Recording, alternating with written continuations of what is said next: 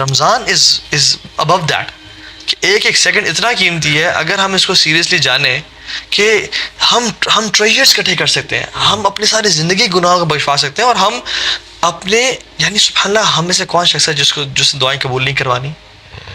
روزے دار کی دعا صرف افطاری کے ٹائم قبول نہیں ہوتی, جب سے روزہ شروع ہوا تب سے لے کے ہم سحری سے پہلے بس وہ یا تو اپنا اسکرولنگ چل رہی, سحری کا ویٹ ہو رہا ہے, جی اماں جی سحری پکا رہی ہیں, ہم توبہ استغفار نہیں کرتے. کوالٹی ہے لوگوں کی وبالاسحار هم یستغفرون کہ سحری ٹائم پہ توبہ استغفار کرتے ہیں. سو علماء سے کہ ٹیک بینیفٹ آف دیٹ ٹائم, سحری والا جو ٹائم ہے اس پہ کثرت سے استغفار کرو. So again I think value.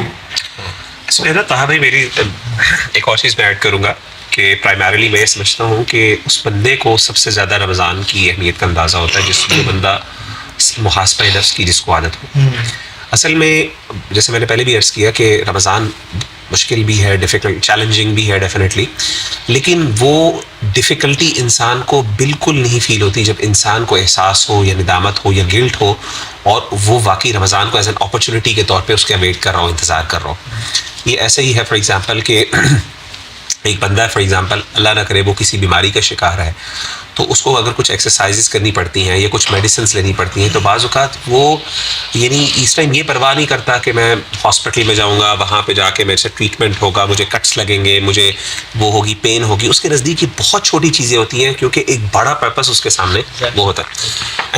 In the same manner اگر ہم دیکھیں کہ میں دیکھتا ہوں کہ جس بندے کو جس نے گناہ کیے پورے 11 مہینے, اور وہ بیچارہ اب ترس رہا ہے کہ استغفار کے لیے کہ اللہ مجھے کسی طریقے سے, اور وہ محاسبہ, اور یہ کبھی ہو سکتا ہے جب انسان کو احساس ہو, جب اس کو ایک ریئلائزیشن ہو کہ میں نے کچھ برا کیا ہے. اگر وہ برائی کی اس کو احساس نہیں ہے نا تو وہ تو پھر وہ اس کے نزدیک تو یہ بوجھ ہی بوجھ ہے. لیکن جتنا اس کو احساس گہرا ہوگا نا, جتنا اس کو غم زیادہ ہوگا, جتنا وہ اس کے لیے تو رمضان کی مشکل سے مشکل گھڑی اس کے لیے آسان ہوگی. وہ کہے گا یہ تو میرے لیے جنت آ گئی, میرے لیے اپرچونٹی آ گئی. تو الکیس من دان نفسہ وعمل لما بعد الموت. تو سمجھدار اور عقل مند آدمی وہ کون ہے جو محاسبہ نفس کرتا ہے اور پھر اس محاسبہ نفس کے بدلے میں موت کے بعد والے جو اعمال ہیں اس کی تیاری پہلے کر لیتا ہے.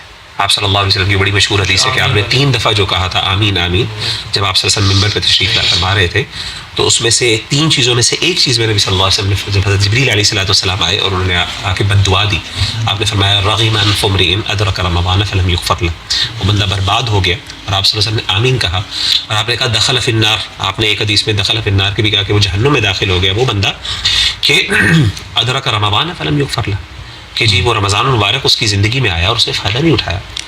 ایسا بندہ جو ہے اللہ معاف کرے, یہ مطلب اس سے پتہ چلا کہ یہ آپشنل نہیں ہے, یعنی رمضان آ رہا ہے تو آپ پر فرض ہے کہ آپ نے اسے فائدہ اٹھانا ہے, ورنہ برباد اور تباہ ہے. کچھ لوگ آتے ہیں یہاں پہ اور پتہ نہیں اللہ کی جنتیں پا کے چلے جاتے ہیں. پہلے وہ لوگ ہیں جنہوں نے روزے بھی چھوڑ دیے یا فرائض چھوڑ دیے, یا روزہ تو رکھا اور ظہر اثر نماز نہیں چلی, یا روزے کا حق ادا نہیں کیا, گالم گلوچ کی, ٹھیک ہے, اور غیبتیں چغلی کی روزے کی حالت میں, ٹھیک ہے. تو لیس لہ الا الجوع, اس کے لیے کچھ بھی نہیں, اس میں بھوکے. دوسرا وہ شخص تھا جو کہ گناہوں میں بھی پڑا رہا اور نیکیاں بھی کرتا رہا, اس کا بیلنس اس نے اسٹرائک کیا.